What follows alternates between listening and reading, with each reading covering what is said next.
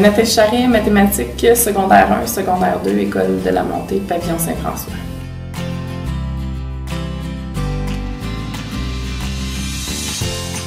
J'ai bâti des capsules vidéo sur YouTube.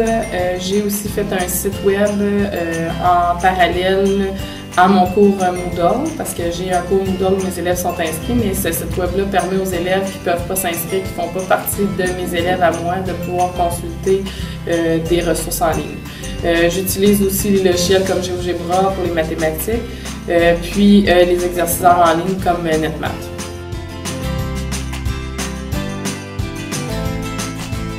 C'est sûr que l'intégration d'éthique, je pense qu'il faut prendre ça à petite bouchée, à petits pas, parce qu'il y a beaucoup à faire. Puis c'est sûr que le temps nous manque quand on est enseignante, qu'on passe la majeure partie de notre temps à enseigner. Mais là, si on faut se former soi-même pour apprendre les nouvelles technologies, les nouveaux outils, ben ça demande quand même beaucoup de temps. Donc le plus gros défi, c'est le temps. Puis de rebâtir aussi son matériel en fonction des nouveaux outils technologiques, ça aussi, c'est un défi à cause que ça prend encore beaucoup de temps.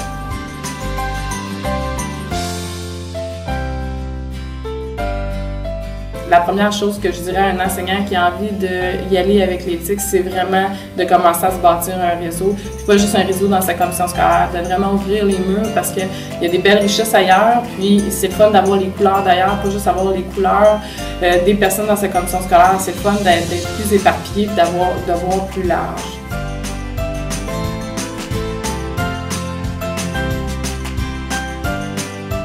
Ben moi j'en vois plusieurs. Pour l'enseignant, pour le parent et pour l'élève, dans le fond. Ça l'ouvre les murs de ta classe en dehors de l'école parce que ça rend les ressources puis l'information disponible pour le parent, pour l'élève, en tout temps et en tout lieu, dans le fond, pourvu que l'Internet se rend. Puis, ça permet de mobiliser aussi l'élève pour sa réussite, dans le sens qu'il peut participer sur le forum pour poser ses questions. D'autres élèves peuvent y répondre ou moi. Puis ça fait que ça favorise l'entraide, puis ça valorise aussi la compréhension. Donc l'élève qui a compris est content de pouvoir répondre. Par les vidéos, ben, ça permet à l'élève le soir à la maison de pouvoir réécouter ce qui a été enseigné en classe si ça n'a pas été compris. Puis ça permet aussi aux parents, j'ai déjà des parents qui m'ont dit merci pour les capsules vidéo, je l'ai écouté, maintenant j'ai pu mieux accompagner mon jeune, mieux expliquer à mon jeune parce que c'était loin quand même ces notions-là depuis mon secondaire.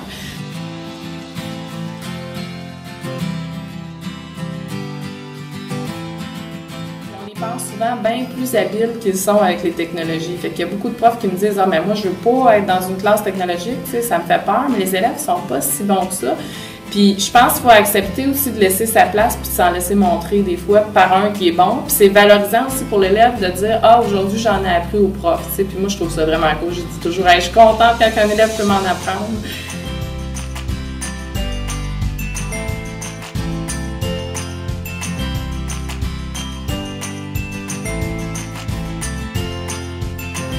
Un élève, dans le fond, qui veut avoir des ressources, exemple des exercices supplémentaires, ben le soir à la maison, il peut y aller.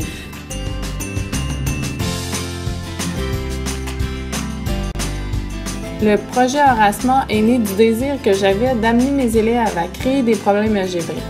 Il s'est concrétisé par un recueil où chaque élève avait à créer un problème mathématique, algébrique, ainsi que sa clé de correction virtuelle qui utilisait la réalité augmentée grâce à mon tableau interactif et à l'application Horace-Mort.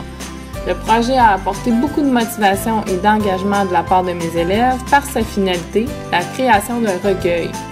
Ce projet les a amenés à se dépasser par fierté puisqu'ils savaient que les autres regarderaient leur travail.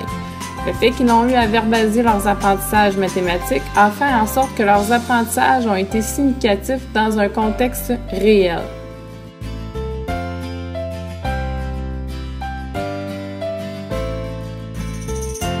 Donc, ça permet aussi d'avoir une double interaction, qu'on pourrait dire, une interaction plus virtuelle puis une interaction réelle en classe.